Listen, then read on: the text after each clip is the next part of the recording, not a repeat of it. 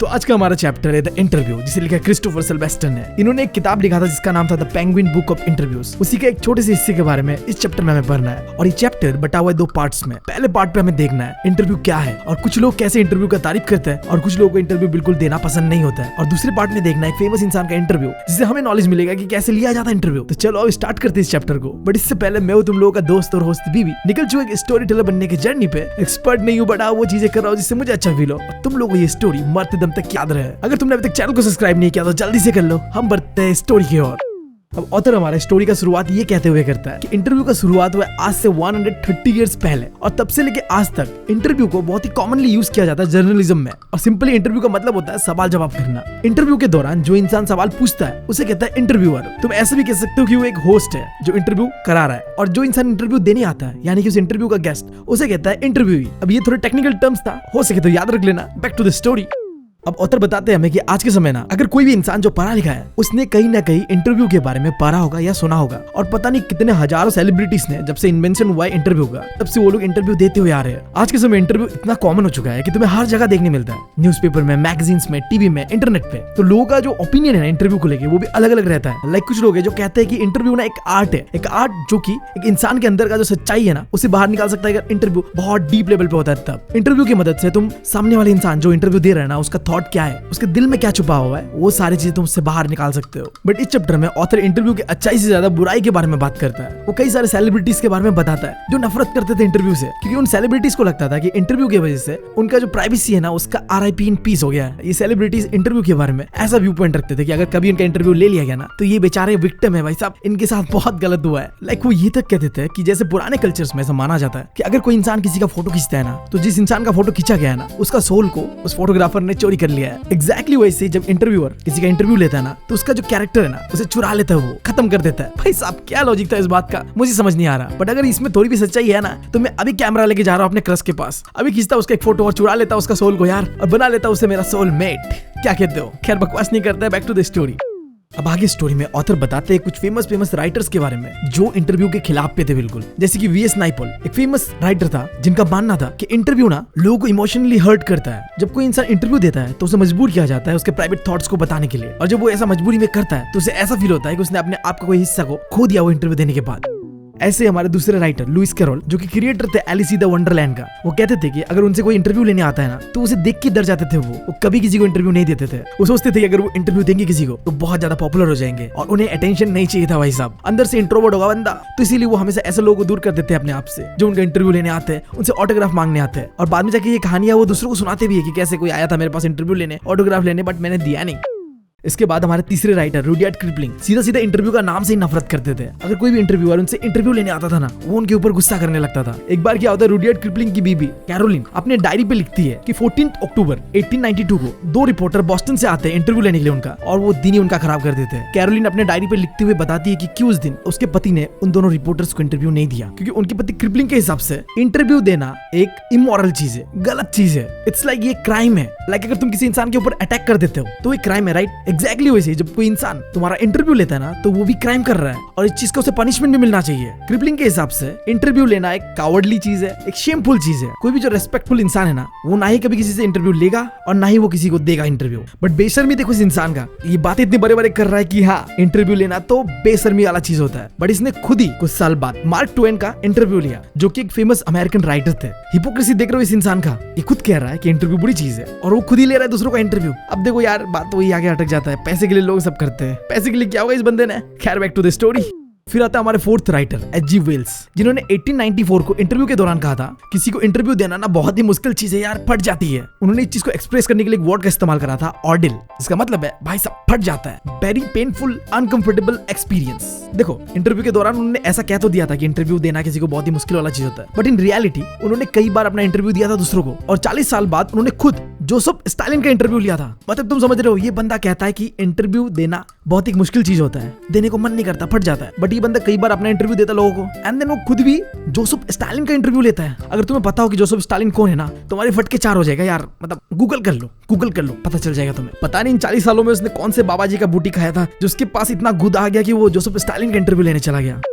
अब फिर था हमारा पांचवा राइटर, जो कि एक अमेरिकन फेमस राइटर था, सॉल बेलो। अब इन्होंने कई सारे इंटरव्यूज खुद दिया था, बट फिर भी वो एक इंटरव्यू में डिस्क्राइब करते हैं कि जब वो किसी को इंटरव्यू देते हैं ना, तो उसे ऐसा फील होता है जैसे उनके गले पे जो इंसान इंटरव्यू ले रहा है वो दबा रहा है अपने हाथों से। और इस चीज को वो डिस्क्राइब कर रहे थे एक वर्ड से, जिसका नाम है thumbprint on his wind pipe. देखो गले पे विंड पाइप होता है और इंटरव्यूअर क्या करता है, उसके गले पे आके जकड़ लेता है। अब ऐसे महंगे महंगे वर्ड से वो डिस्क्राइब करना चाह रहा है कि जब वो इंटरव्यू देता है ना, तो बहुत ही अनकंफर्टेबल फील करता है, बहुत कंट्रोलिंग फील करता है, बहुत सफोकेटिंग फील करता है।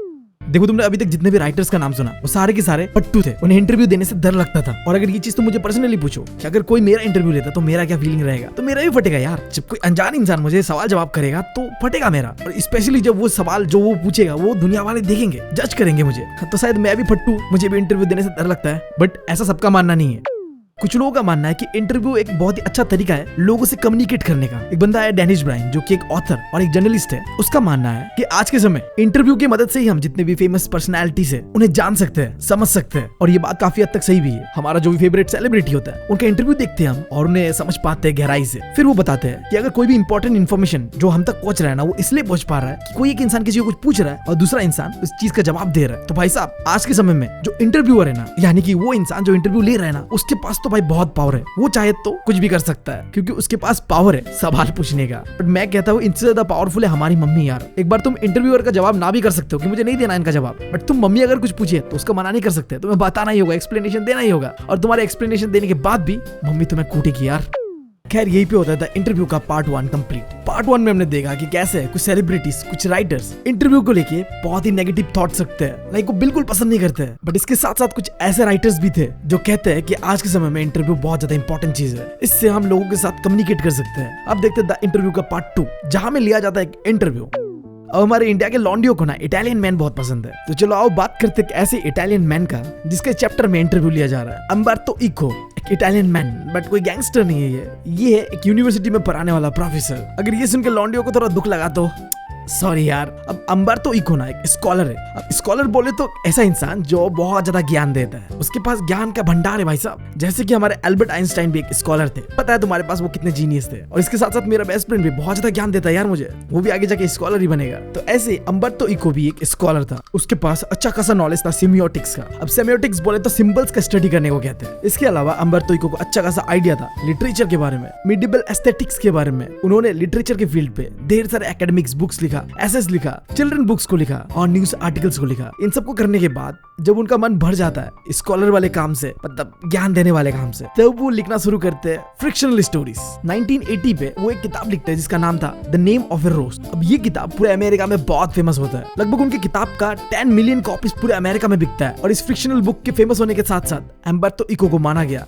एक इंटेलेक्चुअल सुपरस्टार। तुम समझ रहे हो, ये बंदा एक प्रोफेसर था जो कि semiotics, literature and medieval aesthetics के ऊपर बातें करता था। उनके बारे में आइडिया था उसके पास। बट फिर वो आगे जाके पता नहीं क्या चुल मचता है, वो फ्रिक्शनल स्टोरीज लिखने लगता है और वो एक ऐसा किताब लिखता है जो कि जाके बहुत फेमस होता है। अब ये तो मैंने बता दिया अम्बर्तो इको के बारे में, जिसका इंटरव्यू आज होने वाला है। अब जो इंसान इंटरव्यू लेने वाला है ना, उसका नाम है मुकुंद पद्मानाभन। तुम समझ रहे हो, ये इंटरव्यूअर है जो रिप्रेजेंट कर रहा है द हिंदू न्यूज़पेपर को।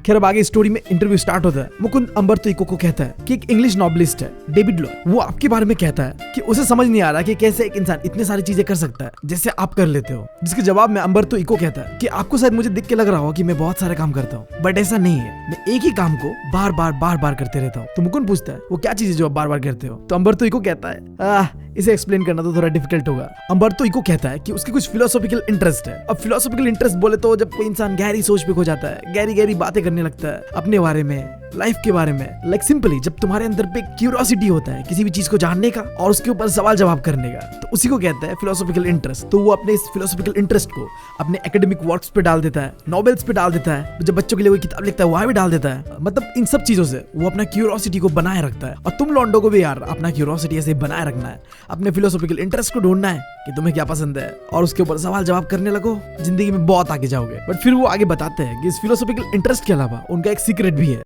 वो मुकुंद से कहता है कि यूनिवर्स के अंदर पे जितने भी खाली जगह है ना, एम्प्टी स्पेसेस है, उसे अगर मैं हटा देता हूँ, जो एटम्स के अंदर पे एम्प्टी स्पेसेस होता है उसे अगर मैं हटा देता हूँ, तो यूनिवर्स छोटा होकर मेरे मुट्ठी पे आ जाएगा। फिर आगे अम्बर्तो इको कहता है कि एग्जैक्टली इसी तरीके से हमारे लाइफ में भी ना बहुत ज्यादा एम्प्टी स्पेसेस होता है, खाली जगह होता है, तुम कह लो खाली समय होता है, जिसे अम्बर्तो इको ने नाम दिया इंटरस्टेसेस, यानी कि तुम कह लो सिंपली खाली जगह जो होता है उसे कहते हैं। अब इसी खाली समय में वो काम करता है। लाइक तुम सिंपली ऐसा समझो, हम सबके लाइफ में यार बहुत खाली समय होता है, मेरे लाइफ में भी है, तुम्हारे लाइफ में भी होगा। हम उस खाली समय को रील देख के वेस्ट कर देते हैं, बट अंबार्तो इको ऐसा नहीं करता। वो मुकुंद को एक एग्जांपल देते हुए कहता है कि जब मुकुंद उससे मिलने के लिए एलिवेटर से फर्स्ट फ्लोर से उसके घर थर्ड फ्लोर पे पहुंच रहा होता है ना, तो उस बीच अंबार्तो इको मुकुंद का इंतजार कर रहा होता है घर पे। वो समय उसके लिए खाली होता है, तो वहां भी वो कुछ कर सकता है, नॉवेल लिख सकता है, किसी चीज के ऊपर काम कर सकता है। तो ऐसे एम्प्टी स्पेसेस के ऊपर काम करते करते वो चीजें कर पाता है जो लोग बस सोचते रह जाते हैं कि हम करेंगे करेंगे और जिंदगी में कर नहीं पाते। तो मेरे भाई, अगर तुम्हारी जिंदगी में भी तुम कुछ करना चाहते हो ना, तो सही समय का इंतजार मत करो।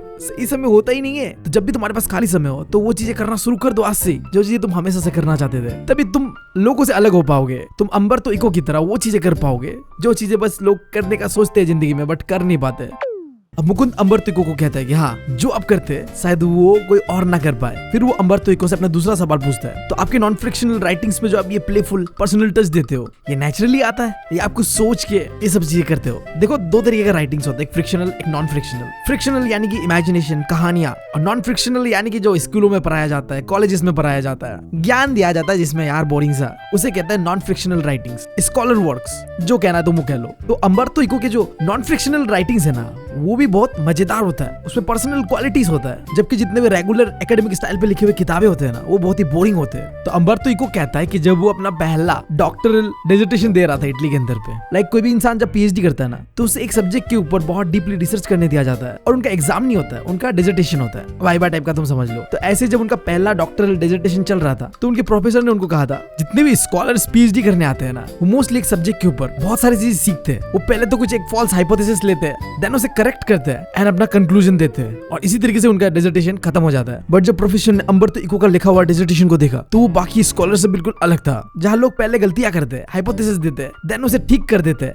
एंड आखिर में कंक्लूजन देते हैं। और वहीं पे अंबार्तो इको ने अपने डॉक्टरल डिसर्टेशन में जिस टॉपिक के ऊपर उसने रिसर्च करा था ना, उसके ऊपर वो कहानी की तरह उस डिसर्टेशन को प्रेजेंट करता है, जहाँ उसने अपने ट्रायल्स के बारे में, अपने एरर्स के बारे में सारी चीजें कहानी के जैसा बताया। प्रोफेसर को वो डिसर्टेशन इतना पसंद आया कि उसे इसे बुक की तरह पब्लिश तक करा दिया। अब उसी पॉइंट से जब वो 22 के थे सिर्फ, और उनके प्रोफेसर ने बताया था कि भाई साहब तुम क्या बढ़िया डिसर्टेशन लिखे हो, कहानी बनाते हो, मजा आ गया। तब से वो समझते हैं कि जितने भी स्कॉलरली बुक होते हैं, वहां में लिखने का तरीका क्या है, कहानियों की तरह अपने रिसर्च को बताओ। इसलिए वो कहते हैं कि जब भी वो कोई ऐसे लिखते हैं ना, तो वो भी नेरेटिव स्टाइल में होता है, लाइक वो नेरेट कर रहे होते हैं कहानियों की तरह, उस ऐसे को लिख रहे होते हैं, प्रेजेंट कर रहे होते हैं। और शायद इसीलिए वो आगे जाके जब वो एज ऑफ 50 होते हैं, तो वो नॉवेल्स भी लिखना शुरू कर देते हैं। अब बताओ, जब बंदा पीएचडी करते हुए डिसर्टेशन में कहानियों की तरह लिख रहा है अपने रिसर्च को, तो उसे कहानियां लिखने में क्या दिक्कत है, उसे नॉवेल्स लिखने में क्या दिक्कत है? तो आई होप तुम्हें मुकुंद के सवालों का जवाब मिल गया होगा कि कैसे अंबार्तो इको नॉन फ्रिक्शनल राइटिंग्स में भी पर्सनल टच देते हैं। जब वो 22 के थे और पीएचडी कर रहे होते हैं, तो उनके प्रोफेसर ने उनसे ये बात कहा था कि तुम्हारा जो रिसर्च है ना, उसे तुम कहानियों की तरह लिखते हो,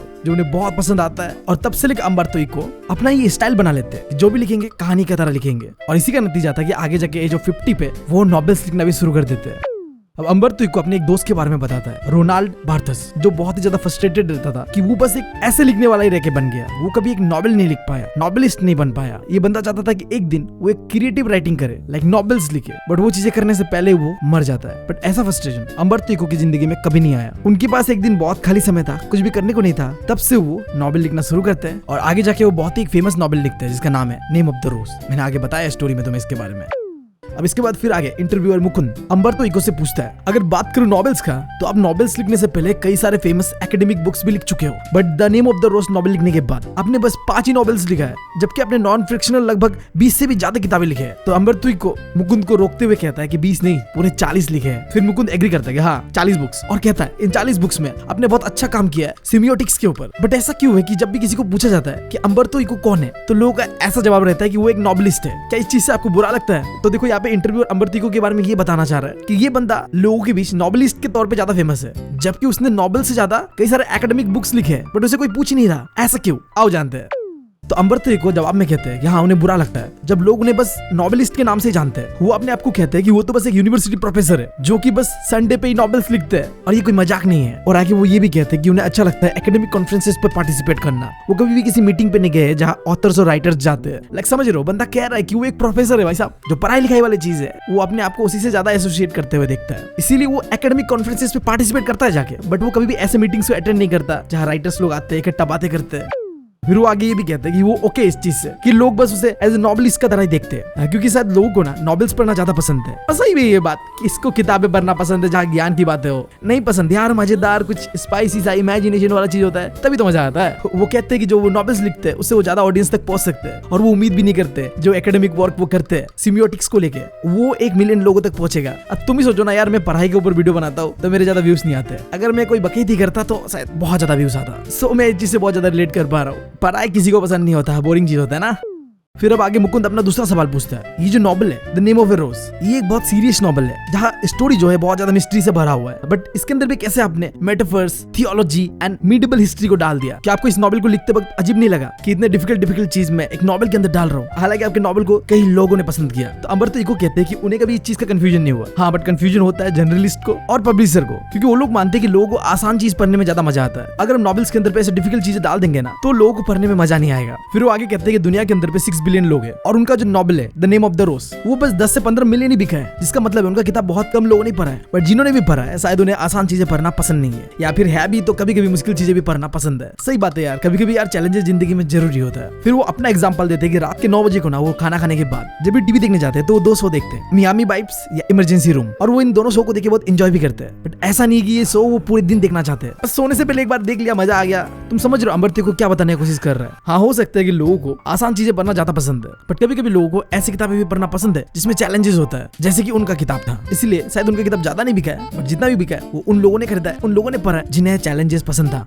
फिर मुकुंद कहता है, आपकी किताब के अंदर पे आपने मिडिवल हिस्ट्री के बारे में बहुत मेंशन करा, क्या ये एक रीजन है आपकी किताब की सक्सेस के पीछे का? अब इसके जवाब पे अमृतो इको कहते हैं कि हाँ, हो सकता है कि मिडिवल हिस्ट्री को मेंशन करने की वजह से मेरा नॉवेल थोड़ा सक्सेसफुल हुआ हो, बट वो एक दूसरा स्टोरी भी बताते हैं। उनके अमेरिकन पब्लिशर को अमृतो इको का किताब बहुत पसंद आया था, बट वो कहती है कि इस नॉवेल का 3000 से ज्यादा कॉपीज अमेरिका के अंदर में नहीं बिकेगा। इसका पीछे का रीजन वो ये बताते हैं कि जो मिडिवल हिस्ट्री के बारे में अमेरिकन को ज्यादा पता नहीं है। लाइक स्टोरी के अंदर पे कैथेड्रल चर्च के बारे में, लैटिन लैंग्वेज के बारे में बहुत मेंशन था। सो वो अमृतो इको को उस नॉवेल का बस 3000 कॉपीज का ही पैसा देते हैं, बट तुम्हें पता है आगे जाके पूरे अमेरिका के अंदर पे लगभग 2 से 3 मिलियन कॉपीज बिकता है इस नॉवेल का। फिर वो कहते हैं कि इस बुक के सक्सेस के पीछे का राज शायद एक मिस्ट्री है, कोई प्रेडिक्ट नहीं कर सकता कि क्यों ये बुक एग्जैक्टली सक्सेसफुल हुआ होगा। वो कहते हैं कि कभी कभी वो सोचते हैं अगर उन्होंने ये किताब नेम ऑफ द रोज आज से 10 साल पहले लिखा होता या 10 साल बाद लिखा होता तो शायद वो इतना सक्सेसफुल नहीं होता। तो ये बात किसी को नहीं पता कि ये नॉवेल क्यों इतना फेमस हुआ, ये एक मिस्ट्री है। और इसी के साथ ये कहानी हो जाता है खत्म। आई होप तुम लोगों को पसंद आया होगा। अगर पसंद आया तो चैनल को सब्सक्राइब कर बिना जाना मत। भाई को तुम्हारा सपोर्ट का जरूरत है बहुत ज्यादा। अगर तुम कोई भी सजेशन देना चाहते हो तो दे सकते हो। मैं मिलता हूँ अगले वीडियो में। Thank you, love you all.